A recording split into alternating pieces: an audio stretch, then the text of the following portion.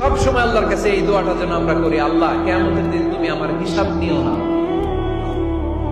আল্লাহ তুমি আমার বিচার বসিও না, আল্লাহ তুমি দয়া করে আমারে মাফ করে দিও।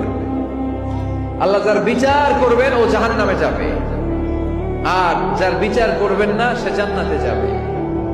আল্লাহ যদি বিচার করে আর পাই টু পাই হিসাব নেয়, নামাজ পড়লি না কেন, রোজা রাখলি না কেন, মিথ্যা বললি কেন, খাদ্যে ভেজাল দিলি কেন, মাছে ফরমালিন দিলি কেন, যৌতুক খাইলি কেন, ঘুষ খাইলি কেন, উল্টাপাল্টা করলি কেন, জিনা করলি কেন, একটার পর একটা প্রশ্ন বানে যদি সেই ভয়ঙ্কর দিনে আল্লাহ আমাদেরকে জর্জরিত করে, আমাদের কোন উত্তর আছে?